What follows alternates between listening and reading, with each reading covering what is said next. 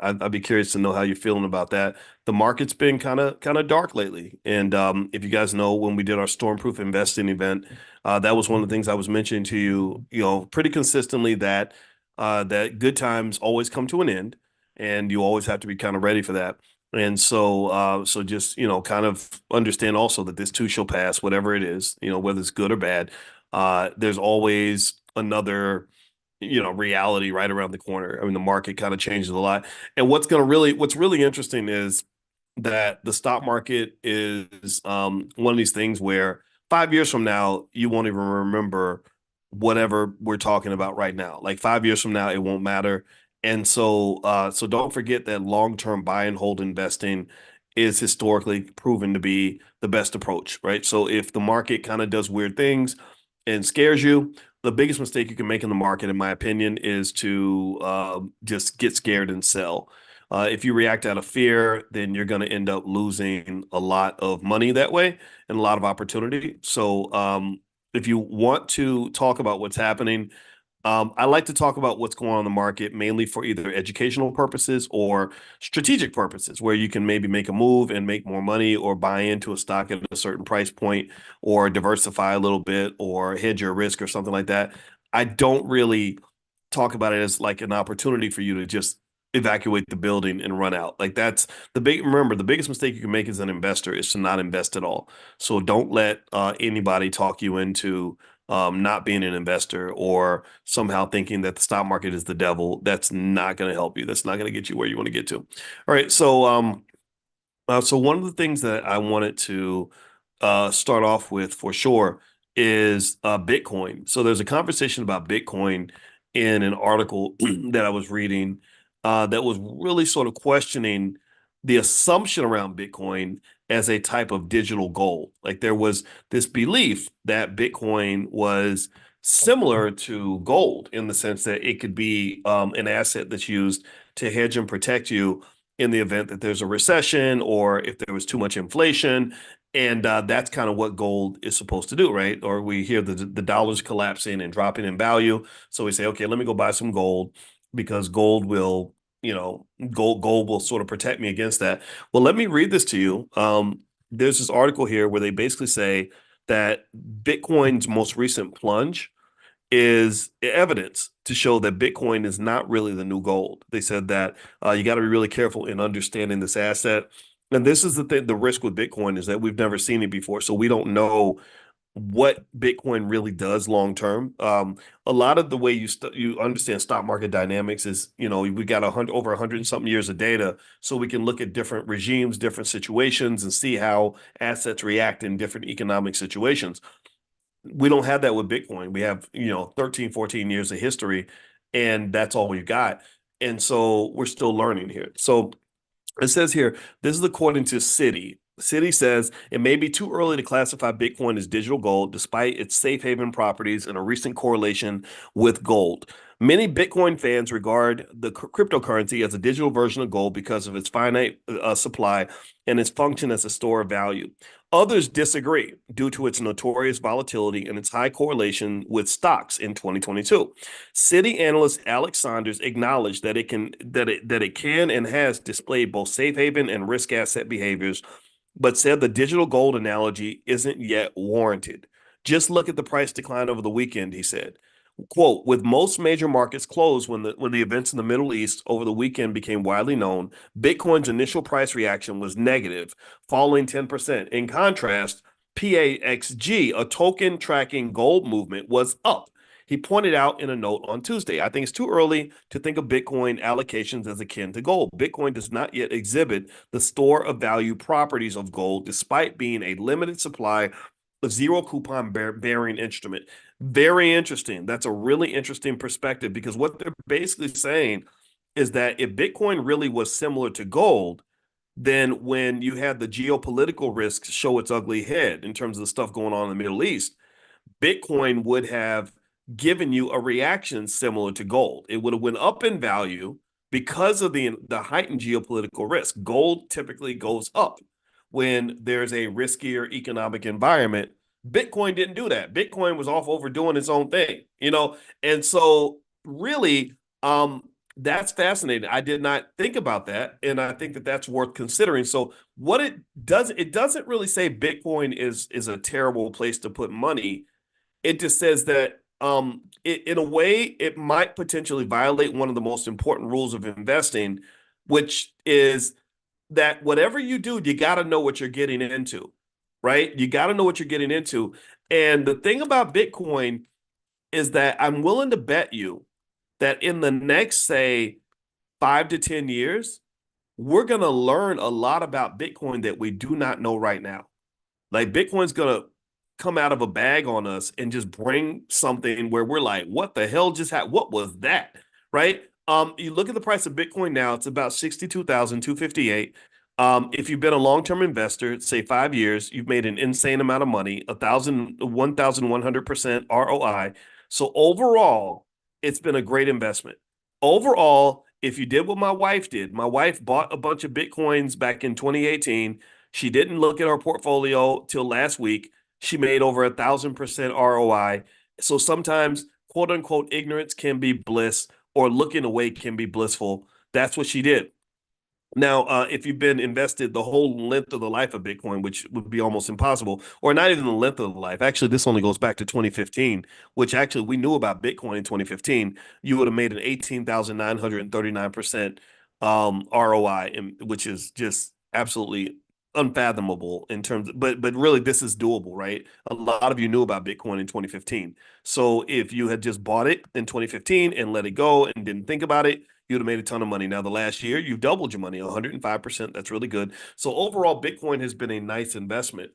The critics of Bitcoin, what the critics have said is that they've not just stated that Bitcoin. Now, Kamisha says she can't hear me. Give me a yes if you can hear me. Okay, let me know if you can hear me. And if you could tell if you can hear me, tell Kamisha in the chat that she might want to turn her volume up or reboot or something like that, because I don't know why Kamisha can't hear. But okay, thank you, Dara and Elizabeth and Mark and James. I see you. Okay, so sorry, Kamisha. I know you can't hear me as I say this, but yeah, type something in the chat. Let her know to hit the reset button or reboot button. All right. So here's the deal. When you're talking about Bitcoin, one of the biggest criticisms of Bitcoin is that it relies on what they refer to as the bigger fool theory. The bigger fool theory says that Bitcoin in itself is not really an asset that has any real value. Like, for example, if I have a horse and that horse, and there's no market where I can sell that horse, there's nowhere I can take it to sell it, I can still get use out of that horse. That horse can still do something for me. It can carry my crops or give me a ride to to town or whatever, right? Bitcoin doesn't really do anything except sit there, right? You buy Bitcoin, and if there was no market for Bitcoin, if there was no place you could sell it to someone else, Bitcoin would have almost no value in your life. You can't eat it. You can't. They say you can use it for money or currency. You can't. You can't. Come on. A lot of places will not take your Bitcoin as money. Some places will, right? But not. But most places won't. You can't go to McDonald's and get a cheeseburger with your Bitcoin. Um, so Bitcoin is leaned on that bigger fool theory, where you buy it for one reason. The only reason you buy Bitcoin is because you're hoping someone will buy it from you at a higher price than what you paid for it. Tell me if you get what I'm saying. Maybe you don't agree, but can you at least acknowledge it? Can you at least acknowledge that a big part of the reason we buy Bitcoin is because we want the price to go up so that when we eventually sell, it'll be worth more than what we paid for it. Right. So that's speculation. They call that the bigger fool theory. That's very different from buying like stock in Coca-Cola. If I buy stock in Coca-Cola, Coca-Cola is a productive asset that generates billions of dollars a year selling those bottles of Coke all around the world. And even if there was no public market for Coca-Cola, even if there was no bigger fool that would buy my Coca-Cola stock at a higher price, I would still have value in owning a piece of a Coca-Cola plant, even if there is no market. Do you understand? So some assets tend to exist just because the market exists. If you take away the market, then there really is no asset. There is nothing interesting happening with that thing. Okay. So anyway, let me see. I see one of your questions here. I met a very wealthy individual recently. Instead of buying Bitcoin, the only thing they did was trade Bitcoin options on Coinbase. When the stock market is down, they were making outrageous profits. Yeah, okay. I mean, that's a possibility.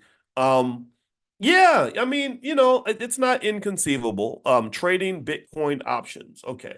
Yeah. there are day traders that make money. They may not all, I don't believe most day traders make consistent money though. It's like if I go to Vegas and I go to the blackjack table, there's no day I'll go to Vegas and go to the blackjack table and not find people that are making money, right? But it would be silly for me to believe that everybody who goes to Vegas and sits at the blackjack table is going to make money. It would be silly for me to say, "Oh, I'm going to mortgage my house and take all the money and take it to the blackjack table," because there are a lot of people that go to the blackjack table who don't make money, right? So I don't have a problem with people saying that they went to the blackjack table and made money. That's fine. But I think that we would also want to acknowledge that most people don't make money and that most people don't make money on a consistent basis, right? So that's the difference, right? So day trading, nothing wrong with it. You can do what you want. You just have to make sure you know what you're getting into, which would mean you are going to have a little bit of stress because a lot of stuff you have to keep up with and monitor and all that. And you can kind of automate things, but even then, most day traders I know they're checking their phones all day because they're looking for that opportunity. And I get it, nothing wrong with that, right? But that's unfortunately that can spill over a little bit into the space of gambling and not so much into the space of investing. Just because you put money into something, that does not make you an investor, right? It was during the pandemic, a lot of people started investing, and all they were doing was day trading stock options. They would go in and they would go to Robinhood. That's when Robinhood blew up. Robinhood knows the game. Robinhood, they were criticized by experts, people like me who understand things. And one criticism they got was that they said you're setting up your investing app like it's a casino. You're gamifying investing too much. So what you're doing is you're plaguing or you are taking advantage of 23-year-old males who are the most vulnerable group of people when it comes to gambling. Males between the ages of like 23 and 35 are the ones that are the most vulnerable to gambling. So if you notice with Robinhood, there was a spike in 20 something year old males that were getting on the app and trading these options. And they were like, "Yeah, we're investing, dude. We're all investing." It's like, nah, you're not really investing. You're kind of doing what you probably also do on DraftKings. Like the DraftKings app can let you do that too. You can bet on whether Caitlin Clark is going to win the championship or LeBron is going to, what LeBron's going to do in the next game. It's the same thing, right? That's not the same as investing. Investing is a type of delayed gratification where you consistently pour into something in the hope that you get something more later on down the line. And that to me is not the same as the instant gratification of the dopamine hits that come from consistent speculation. Now, one thing I wanted to mention to you all is I had a stock that I want to share with you. And as we get ready for the stock option summit, by the way, if you want to come to LA, I think we have 4 tickets left. So again, if you get your ticket, you got to get in advance. Don't come to the door because there won't be any tickets at the door. But we're doing the stock option summit in Los Angeles. You can go to stockoptionssummit.com. We're going to spend the whole weekend studying stock options, hanging out, having fun, and if you have a capital base at all, I can make sure you're making more money by Monday. It's very, very easy to do. So feel free to join us at stockoptionssummit.com. And then also, what was the stock that I like? Let me see if I can find it. Because I told you guys I was going to give you a profit alert today. Ah, Korea Electric Power, KEP. Korea Electric Power, KEP. Let me look at the stock right now. The stock is up slightly today. It's down by 3% this week, down by 12% this month, up by 29% in the last 6 months. The last year, it's gone up 142%. And based on some research that I did, Korea Electric Power, which is actually the largest electric utility in South Korea, responsible for the generation, transmission, and distribution of electricity and the development of electric power projects, including those in nuclear power and wind power and coal. And so I don't know exactly why I added this stock to my recommendations and what Dr. Boyce is buying, but I know that Korea Electric Power was one that I put in there. So KEP, KEP, KEP, type KEP in the chat so that everybody can see it. Again, this is not investing advice. Investing always involves risk. Make sure you never forget that, right? Just because Dr. Boyce mentioned it does not mean that it's guaranteed to go up. So as long as you understand that, then feel free to take a look at Korea Electric Power. I'm going to buy some shares myself. And here is a link if you want to go to what Dr. Boyce is buying and see some of the other recommendations I make for students in the Black Stock Market program every week. There's the URL right there. All right. So let me dig in and answer some of your questions. Put your question in the Q&A section. If you're in the Zoom, if you put it in the Q&A section, I'll see it. If you put it in the chat, I may or may not see it. Okay, so let's see here. Yvette, can you remind us what you believe is the minimum capital needed to get started? To invest, you don't, I mean, you could get started investing in the stock market with $5 in 5 minutes. We have the $5 a day plan, which is very important. I hope everybody's doing it. I want everybody to do this. Anybody in here can do it. If you can afford to go to McDonald's, you can afford the $5 a day plan. And the reason that that's important is because you have to plant seeds. You have to build an economic garden for your children so they can have that garden where they can go get food. So you plant that, you do it like any other garden. You plant a little bit at a time, and $5 a day invested in the S&P 500 over the last 30 years. After about 10 years, you'd have roughly 20, what was it? What was the number? $21,000, I think, in investable capital. Anybody that has $21,000 liquid is not poor anymore. So if you started off poor, you're not poor after a decade. So it's easy to get out of poverty. It's a very straightforward pathway. I don't know why they don't talk about this more. I think it's because they like it when people are struggling. After 20 years, it approaches close to $100,000, even though you've only put in, I think by that time, maybe you put in a total of, gosh, I can't remember how much the total is that you've actually put in. It's not a lot. It's like maybe a third of that or something. And then after 30 years, it becomes like closer to $250,000. After 40 years, it becomes closer to $750,000.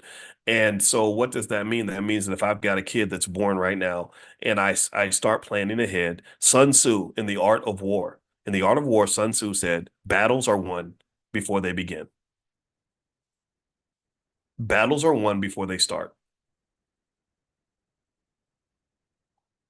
So your child's economic battles, their struggles with racism and economic depression and sadness and anxiety, financial anxiety, that battle is won now. It's won whether or not based on whether or not somebody got them ready, somebody planted seeds. So you're planting seeds for your kid. You're doing the $5 a day plan.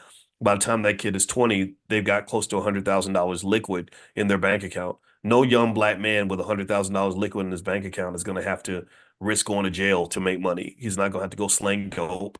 No young black woman with $100,000 liquid is going to have to go sell her body to some old man just so she can pay the bills. And this is real. I got actually, I'm thinking about this. In real life, I had a lady that offered to pay me to sleep with her when I was 18. And I was 18. I had no money. I was working at Hardee's. And this old lady, she was a white lady. She was like in her 40s, I think. But to me, that was gross. It almost looked like she was like my grandma. And she literally was offering me money to like, come over and sleep with her. And I said no, but I needed money, right? And I remember, I think the reason I said no wasn't because I felt like it was so unethical and immoral because I was only 18. I didn't understand the world like that. And I liked sex. I just said no because she was gross. Honestly, that was literally what like it wasn't. As much as I wish I could say, oh no, I was like so offended, like how dare you? This is so inappropriate. I didn't feel that way. I was just like, this lady older than my mama. My mama at that time, my mama was like 38. So you're 5 years older than my mama. So I just think about that. And how crazy is that?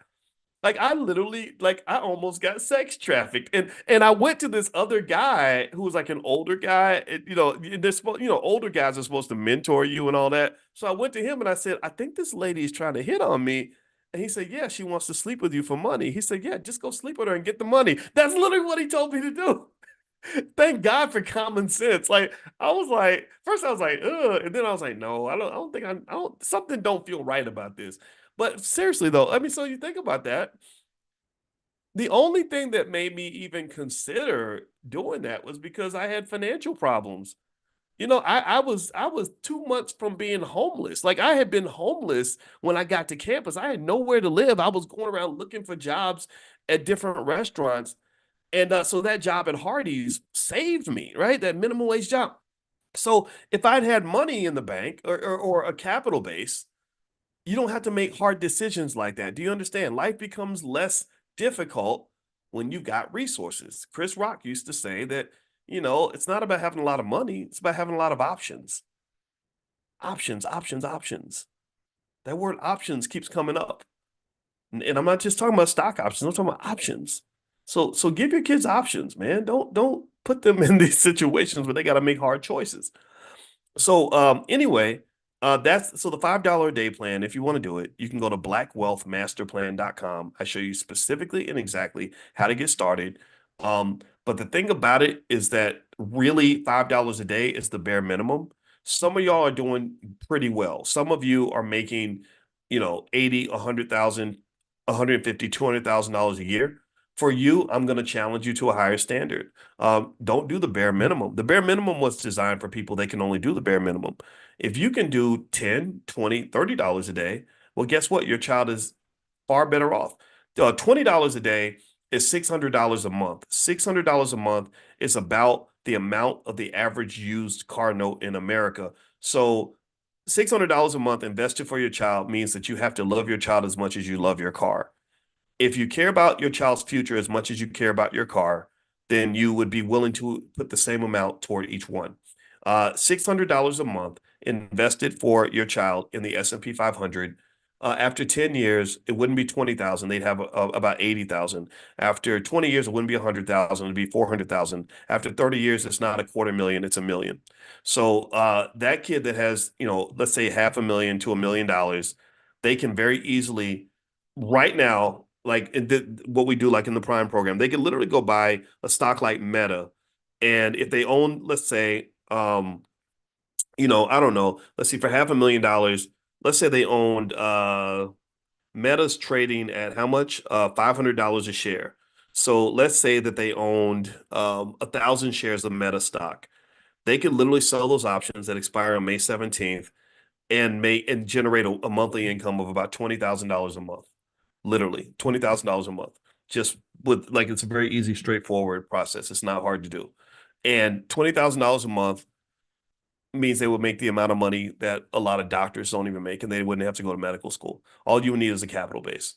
So I know I've repeated that to you guys before, but I want to encourage you to just remember that the reason I repeat myself sometimes is because people think that in order to understand finance at a high level, you've got to know a lot of complicated concepts. And that's not the case. What I have found is that instead of knowing a ton of high level detailed concepts, in many cases, simply repeating and reiterating to yourself maybe 5 to 10 basic principles will put you ahead of 90% of the population. It ain't got to be that deep. It doesn't have to be overly complicated. And the reason I think it's better to keep it simple is because if you keep it simple, you won't allow your intimidation to stop you from taking action. You have to take action. You got to do something. You can't just sit there in fear or somehow think that wealth is just for rich people or something, or that it's for smart people or for people who went to college or for people that came from a certain family. No, wealth is for you too, because we all need money. So just basic stuff, simple stuff, $5 a day plan.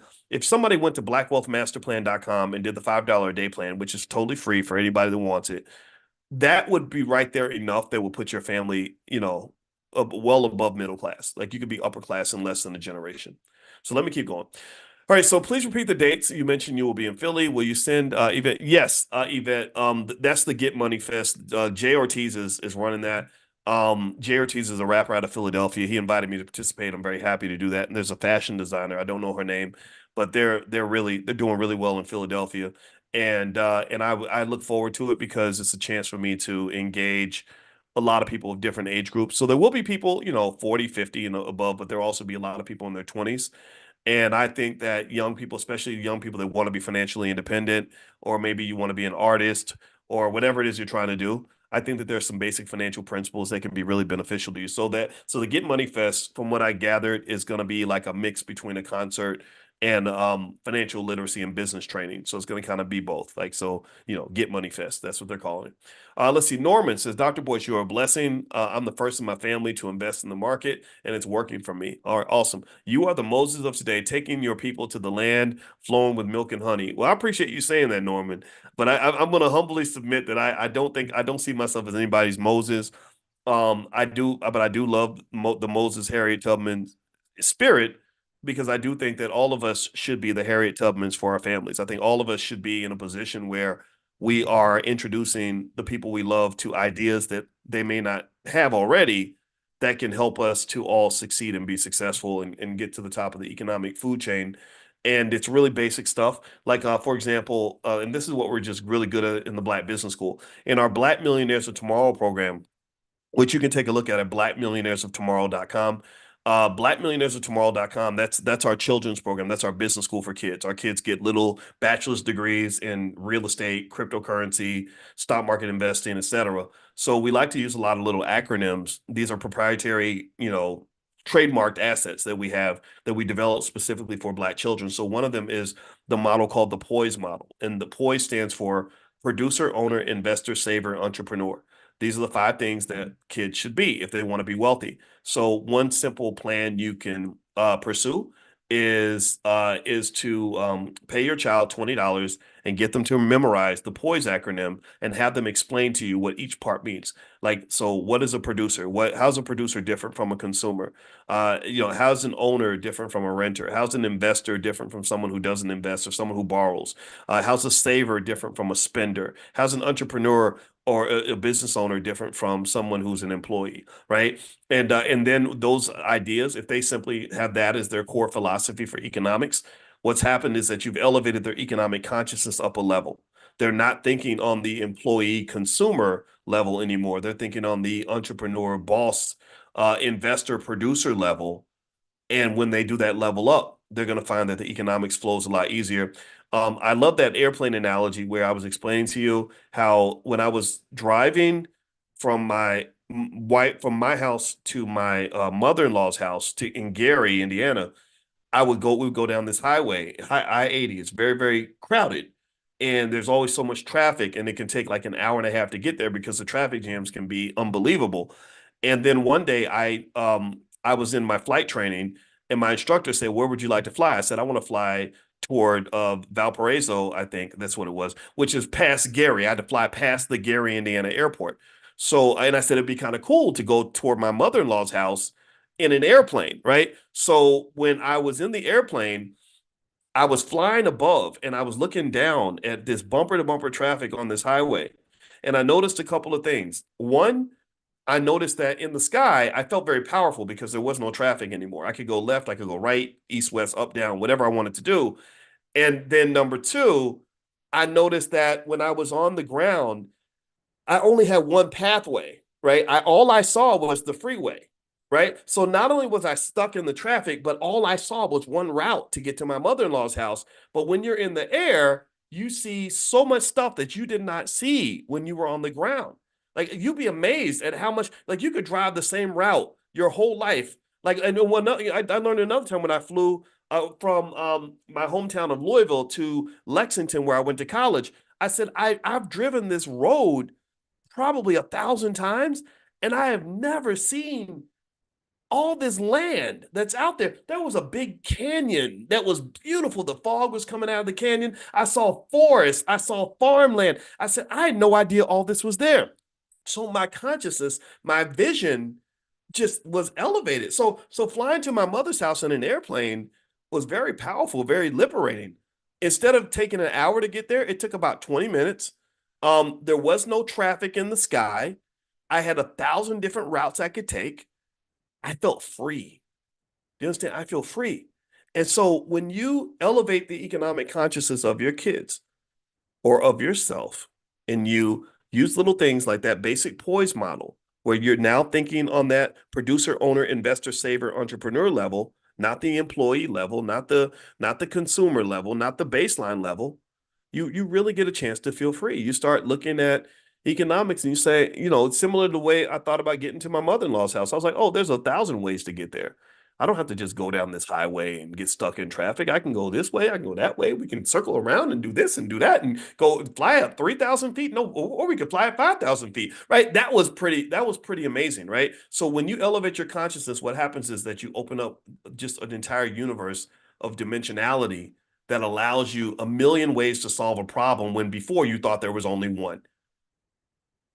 You grew up in a world where the only way to solve an economic problem was to go ask a white man for a job and hope that he gives you an opportunity. That was what you were raised on, a lot of you. But when you elevate your economic consciousness and you say, I need $5,000 by Tuesday, if your consciousness is at a certain level, then you can think of 10, 20 different ways to get that money. Right. So give your kids that gift. Give them the gift of sight. Let me keep going. All right, Gina, Dr. Boyce, do you think Bitcoin and other crypto will be used in the future in exchange for goods? I don't know, Gina. I mean, Bitcoin adoption has been so slow, so I don't know what the future is going to look like with that. Um, I hope it does. And they say that there's some countries where people are using Bitcoin, um, to buy stuff and all that. I don't believe that. I don't believe that that is actually happening as much as people say. But you know, I will say that I think that um Bitcoin is here to stay though. I'm a believer in Bitcoin. I also believe Bitcoin is one of the easiest investments that there is in terms of having a clear path for extreme profitability. So if you want to know my assessment of buying Bitcoin, I think Bitcoin's a good investment. Um, let's see. Nayla says, Dr. Boyce, do you also trade options using the call put credit spread, advanced trading strategies, doing more research on different strategies? You know what, Nayla? Credit spreads are not bad, but credit spreads are very risky. Credit spreads, ooh, buddy, credit spreads are nice because you make more money from a smaller capital base. But whenever you're making more money, you always have to look for the elephant in the room. And the elephant in the room on credit spreads is that if that spread goes against you, it will kick you in your butt and you can end up losing a lot of money. I like to sell covered calls because the most I'm going to lose typically when I do a covered call thing is either a paper loss where the value of the stock might drop a little bit, like it's dropping right now, but I still own my shares. I can still make my money consistently. Um, or I might lose an opportunity cost in terms of FOMO. Like I might see my stock go past the strike price and I might wish I could have made more money. But if you're not a greedy person, selling covered calls tends to, in my view, be a safer strategy, more reliable strategy than credit spreads. Credit spreads aren't bad, but credit spreads may give you a stomach ache if that stock moves against you. So you might sell that credit spread and get a bunch of cash in your account, but you got to be prepared to possibly lose that collateral. And the crazy part is like, so it might be something like, okay, you can get $1,000, but you got to put up 10,000 as collateral for that 1,000. And I know day traders, they kind of jump in and out of trades based on how much they're losing on the trade and all that. But you can still get hit pretty hard, right? And so if you can't stomach that, then I would be really careful about getting involved with credit spreads. I've messed around with it, but it's not really something I prefer, to be honest with you. But in the summit, if you ask me about it, I'll be happy to explain to you what I know about credit spreads. Let's see, Kim Hitchcock. What's the best to buy with $10,000 in home equity money to sell calls? If you log in at drboyceprime.com, there's a list of Dr. Boyce Moneymakers. And so, like Marathon Digital is one of them. And there's a few others on that list. So feel free to log in at drboyceprime.com. There's a list of moneymakers right there. And right now might be a good time to buy in because a lot of the stocks are struggling a little bit. And remember this, when they were doing well, we kept talking about the fact that at some point this day was going to come. Now the day is here. Hopefully your puts are in place protecting your portfolio. And then, but even then, you're going to feel it a little bit. You're going to see a little bit of paper loss, a little bit of bleeding. That creates what they call the wealth effect. The wealth effect is where you feel poorer because the value of your assets has dropped. But from a real standpoint, the effect is not as great as it might be perceived to be. So, for example, if I own 100 chickens and I sell the eggs from my chickens every week, and someone tells me, your 100 chickens used to be worth $100,000. Now your 100 chickens are only worth $80,000. I can get sad about that. I can say, gosh, I lost $20,000 today. But did I really lose $20,000 that day? Or did I have a paper loss where the value of my chickens is lower, but I can still make money from selling the eggs? I still have the same chickens, same eggs, right? So if I have these stocks and I'm making money by selling the options on those stocks, I try my best not to pay attention to the value of the stocks themselves, because that can be a distraction from the long-term plan, which is that I have a capital base that I'm using to generate income that helps me pay bills. I pay more attention to the capital base of assets that I'm either going to sell soon or assets that are maybe in my longer term portfolio. But even then, when I'm investing for the long term, I think in terms of 5-year horizons. I'm not looking at what's happening day to day or week to week. Okay. All right. So let's see here. Rashad says, could XRP dollar cost average be a suggested coin? People have mixed feelings about XRP. I sold my XRP. As soon as they got out of litigation and I made a bunch of money, I sold that stuff because I didn't want to be involved with that. But I've heard good things about XRP. I've heard people that really believe in it. I wouldn't fault you for being a part of it. Just whatever you put into any investment, I would keep the amount low relative to the size of your portfolio. I wouldn't put more than 5 to 6% of my assets into any one investment. Do you advise investing in REITs? Asked Pat. Yes, I like REITs, real estate investment trusts. It's a great way to invest in real estate without actually having to go buy real estate. Derek Mack, did 50 Cent make money when he accepted Bitcoin for one of his albums? Yes, he probably did. Because if he did it back, say 2015 or so, Bitcoin's gone up a lot. So 50 Cent, he seems like a guy that's good at making money. I'm not sure. But yeah, so I don't know much about his personal finances. I'll just say that if he did take Bitcoin for an album, and it was because last time 50 Cent really made an album that everybody listened to was probably like a decade ago. So if that's the case, then chances are he got the Bitcoin when it was, $1,000, $500. So and if he held that Bitcoin investment, it's probably worth a whole lot more. What is your usual strategy? Do you choose to reinvest your gains back in the stock market or take the gains and invest in other stocks? I do a little bit of both. It depends on how I'm feeling and what the market conditions are. The two variables that play a role in what I do with my extra money are, one, what are the market conditions? Number two, what's the condition of the Bank of Boyce? Like, how is Boyce doing, right? And so if Boyce needs cash, then Boyce is going to pull out cash and use it for other things, maybe pay down a credit card bill or whatever. But if Boyce doesn't need cash, then Boyce is more likely to reinvest that money.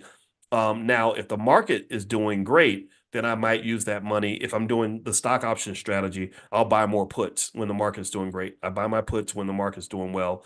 If the market's doing badly, then I might use my money to buy more shares of stock because the price is down, right? So it kind of depends.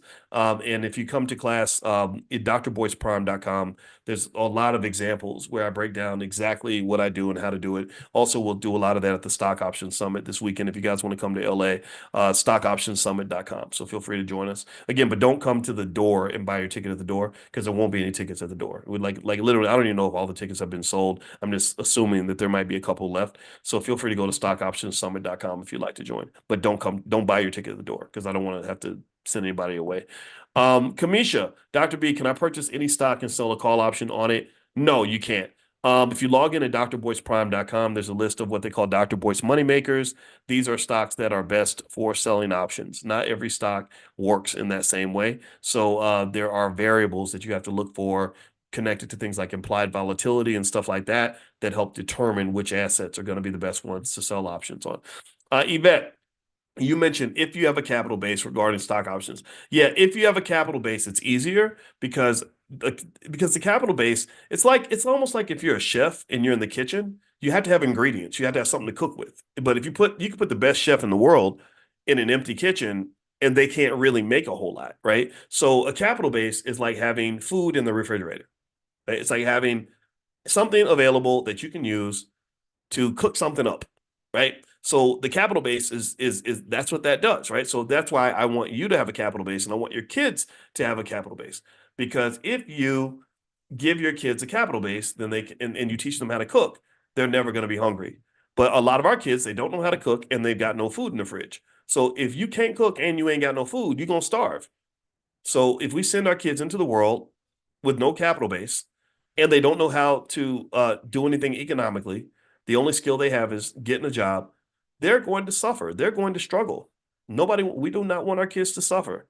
So you got to prepare them. Teach them how to cook, Give them something to cook with. That's it. And in fact, that's a model we use in our Black Millionaires of Tomorrow program, the KID model, knowledge, investment, discipline. Every parent should give that to their child as a gift. You give that to your child's going to soar. They're going to do great. I don't care, black, white, green, whatever. They're going to be fine. So feel free to go to blackmillionairesoftomorrow.com if you want to take a look at the program. We also have financial flashcards and workbooks for kids. If you go to drboycebooks.com, drboycebooks.com, we got tons of stuff there. Dr. Claude Anderson's books are there. My wife's stuff is in there. There's a lot of resources in there that you can take a look at. All right, so I'm going to answer a few more questions, and then I actually have to run up out of here. Let's see here. Where can I find a reliable trust lawyer?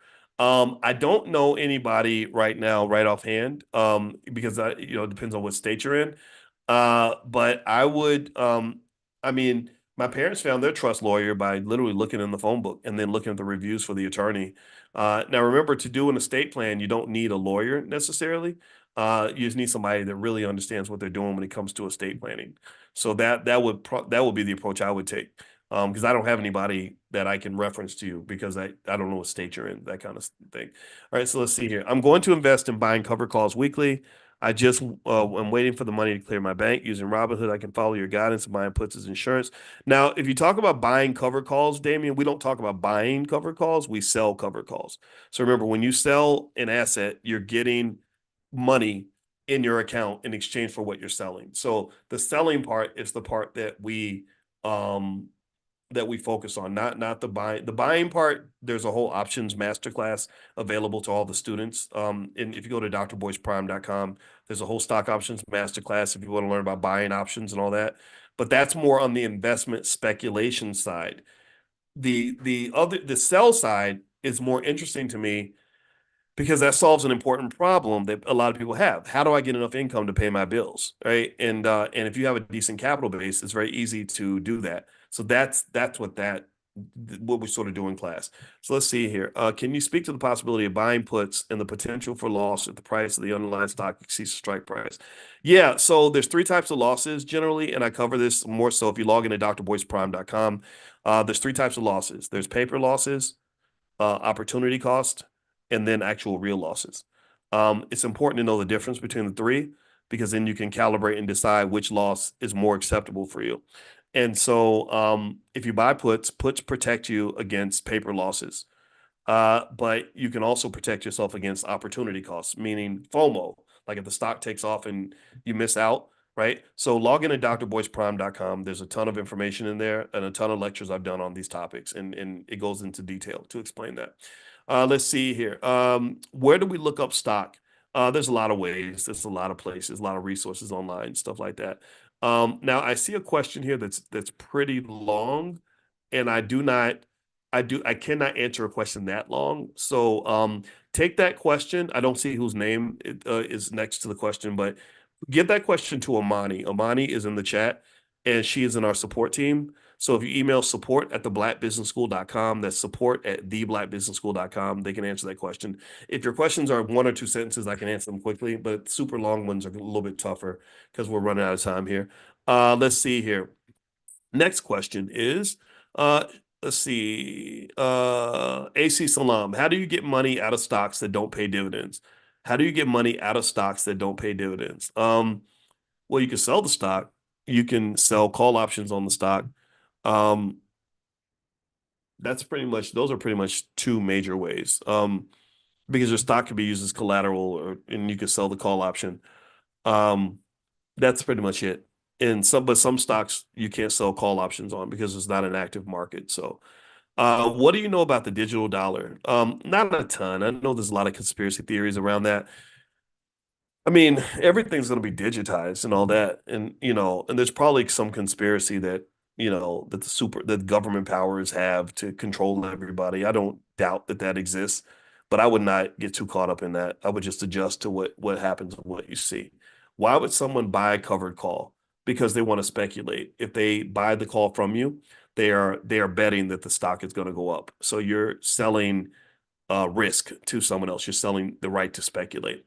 What do you think about copper? I think copper is a great investment. I gave you guys a copper ETF that I liked. I think the ticker symbol was like COPX or something like that. Um, maybe I got it wrong, but yeah, copper is a great thing to invest in because there's going to be a lot of copper needed, if I'm not mistaken, for either EVs or AI. I think it was AI. Yeah, I think copper demand is gonna go up though. So yeah, copper investments are good. Last question. Dr. Boyce, can you also show us on your screen how to stop losses for Amazon? Not today, but if you log in at the blackstockmarketprogram.com, we do stop loss orders in there. The blackstockmarketprogram.com. The first month is free. You can try it out there. And then also if you log in at drboyceprime.com, you kind of get access to everything.